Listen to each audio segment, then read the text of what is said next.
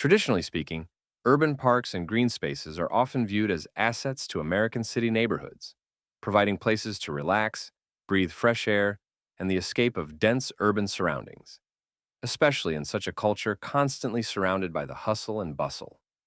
But for these local parks to truly thrive, the question shouldn't be limited to what they give us. It should also include what responsibilities or contributions community members bring to the space. Parks can be seen as quite volatile places, with frequent spurts of extreme popularity and unpopularity. Parks can be beautiful features of city districts, as well as potential economic assets. However, pitifully few tend to fall into this category. For every famous park in the United States, such as the Rittenhouse Square in Philadelphia or the Washington Square in New York, there are dozens of dispirited city vacuums called parks, eaten around with decay, little used, and uncared for. In Orthodox city planning, neighborhood open spaces are held to an extremely high degree. Open spaces refer to public open spaces near where people live, such as parks and community gardens. Though open space locations can be important for visual, social, and economic reasons, a major flaw within the thinking of Orthodox city planners is the belief that just creating open spaces alone is going to be an asset to the city. It's more nuanced than just the creation alone. In order for open spaces to be effective, they need to be utilized and actually provide a reason for city dwellers to actually go out and visit them. Philadelphia provides an almost natural experiment in urban planning. When the city was designed, a central square, later the site of City Hall, was established with four residential squares, positioned at equal distances around it. Although these squares were created simultaneously, with identical sizes and intended purposes, their trajectories over time have diverged dramatically, resulting in very different outcomes today. The most well-known of Penn's four squares is Rittenhouse Square, a beloved and successful park, which is arguably one of Philadelphia's greatest assets. The second of Penn's squares is Franklin Square. During the mid-1900s and up to the end of the 20th century, Franklin Square was in a disastrous condition. At the time, Franklin Square was the city's version of Los Angeles' Skid Row, where the homeless, the unemployed, and the people of indigent leisure gathered among the adjacent flophouses, cheap hotels, missions, secondhand clothing stores, employment agencies, tattoo parlors, and much more. Thankfully, however, Franklin Square began to see a revival in its park beginning in the early 2000s, when Historic Philadelphia, a nonprofit organization seeking to operate and maintain historical sites throughout Philadelphia, began restoring Franklin Square, such as by adding a carousel, playground, fountain restoration, and more. As of making this video in 2025, Franklin Square has been revived, with many family-oriented events and attractions being added, which has brought many people back to the park. The third is Washington Square, which once specialized as a massive office center with mostly insurance companies, publishing, and advertising. Prior to specializing as an office center, Washington Square was known as Philadelphia's pervert park, to the point where it was shunned by office workers who were looking to grab lunch, and was also a huge center for crime, affecting park workers and police. In the mid-1950s, it was torn up and closed for more than a year and redesigned. In modern day, however, Washington Square is now one of Center City Philadelphia's most serene and lively green spaces. It sits within the Washington Square West neighborhood, a vibrant mixed-use area that blends historic row homes, boutique shops, cafes, and residential apartments.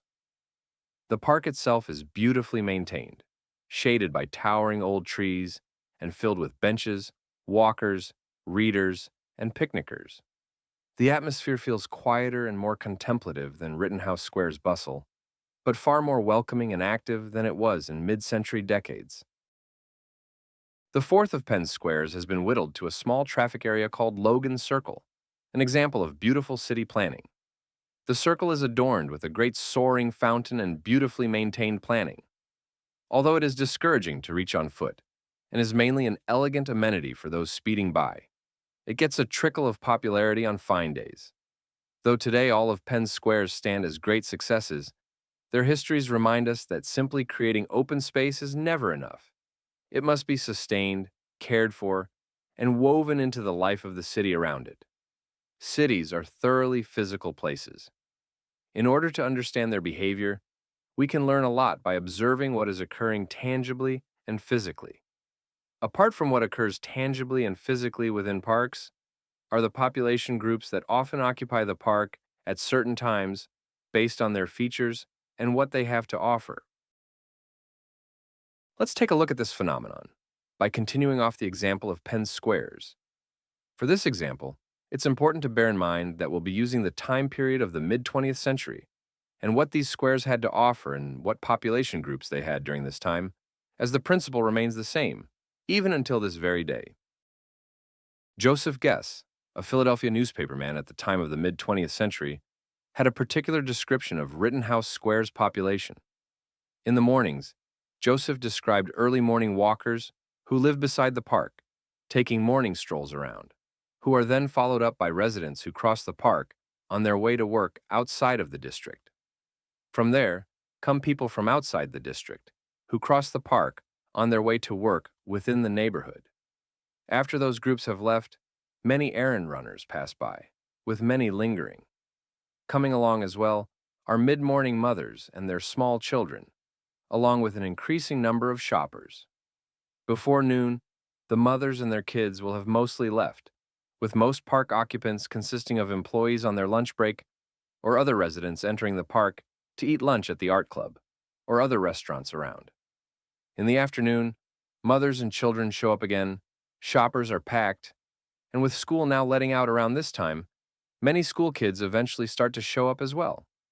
Toward the later afternoon, the park starts to calm down, with mostly homeward-bound workers coming through, with many of them either leaving the neighborhood or entering it. Even in the evening, activity in the park springs up again, with many younger adolescents going out on dates, some who are dining out nearby, some who live nearby, and those who come by to enjoy the nighttime scenery. As you can see, Rittenhouse Square, both in the past and still in the present, always maintained fairly busy and lively, due to the diverse amount of groups that the park attracts given the time of day, and having functional physical diversity among adjacent uses that attract these diverse groups to begin with given the time of day. In contrast to Rittenhouse Square, let's talk about the conditions of Philadelphia's Washington Square during the mid-20th century. Unlike Rittenhouse Square that maintained a reason to visit and hang around, Washington Square was the opposite. Washington Square at the time had its rim dominated by huge office buildings. Both this rim and its lack of diverse features to the area made the park at the time very unappealing, with only one primary population group at the time also occupying the area, which were the office workers occupying the office buildings. With such a limited population group, the park only ever would be active a certain time when that group was active. But when work was either done or not started, the park would have essentially been a ghost town. It wasn't just the fact that the singular population group occupying the park were office workers, it's the fact that there was only one main population group to begin with at all. The same phenomenon occurs in parks, where residence is the overwhelmingly dominant neighborhood use. In this case, the average biggest group that occupies these parks are women with children, oftentimes mothers with their kids. Local city parks or playgrounds can't be continuously populated by mothers alone, any more than by office workers alone. This is especially true today, considering the rise within women prioritizing work and the workforce much more than traditional family roles, thus slowly affecting the predominant group that kept smaller and more residential parks active at all for most of the day. There is an important exception to the rule that it takes a wide variety of functions and mixture to keep a park populated. This group that can populate a park in theory 24/7 is a group that is not limited to any physical location, which are the homeless. This population group back in the mid-20th century were the main occupants behind Penn's Third Square Franklin Park. A generalized neighborhood park can become populated naturally and casually only by being placed very close to active and different currents of life and function come to a focus. If the park is downtown, it must get shoppers, visitors, and strollers, as well as downtown workers. If it's not downtown, it must still be where life is active, where there is work, cultural, residential, and commercial activity, as much variety of everything different that cities can offer. The main problem of neighborhood park planning comes down to the problem of nurturing diversified neighborhoods, capable of using and supporting their parks. A surprising number of city districts overlook obvious opportunities to create parks or public squares, even when the need is clear. One simple way to identify where such spaces would thrive is to observe where people who distribute flyers choose to stand when they're allowed to. They naturally gravitate towards spots with steady foot traffic and social activity, revealing the locations where public gathering spaces would be most successful. While heavy foot traffic can suggest that an area might benefit from a park or public space, it cannot be the only consideration. A park should not replace the very attractions that draw people to the area in the first place. If creating a park removes the existing reasons people gather there, the park will fail to sustain that same activity. In other words, a park should act as a complement to a location's draw, not erase it. Even really good neighborhood parks have to compete with tons of other places where people can hang out. Cities offer malls, plazas, playgrounds, waterfronts, random open lots, you name it. And people only have so much time or interest in using parks specifically. If a city creates too many generic open spaces because planning rules require lots of land to be left open, residents aren't going to treat the neighborhood park like some mandatory hobby. They'll naturally spread their time across all the different options. The more alternatives there are, the harder it is for any one park to stand out or stay heavily used. On that same token, however, parks themselves must also offer different reasons to visit their own individual park as well, in order to not compete with other parks, who may or may not have the same exact reasons to visit them as well. Certain qualities in design also make a difference in how successful or unsuccessful a park may become. We've discussed at great length how parks seem to prosper when there are a variety of different people with different schedules, interests, and purposes as possible. In order to attract this, it's safe to say that the design of the park should fit into this purpose as well. Parks, often used in general public yard fashion, tend to have four elements in their design, which we'll call intricacy, centering, sun, and enclosure. Intricacy in this context refers to the variety of reasons for which people come to neighborhood parks, whether it be to read or work, to grab a bite to eat, to enjoy a commercial activity, or even just going for a stroll to take a break from the hustle and bustle of life.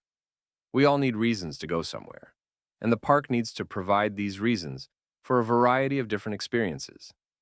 If the whole park can be absorbed and taken in within a glance, and if every place looks and feels like every other place in the park doesn't offer as much stimulation and doesn't draw as much incentive to return. Detailed intricacy should focus on the little ideas, such as what can be seen on eye level, such as change in the floor of ground, groupings of trees, openings leading to various focal points, and overall, subtle expressions of difference. The next element of design we'll be discussing is centering. Many small parks tend to have a place somewhere within them that is commonly understood as its center, or at the very least, a main crossroads and pausing point. Some small parks or squares are virtually all center and get their intricacy from minor differences at their peripherals. Due to the design of some parks, however, they lack the ability of having a concrete center.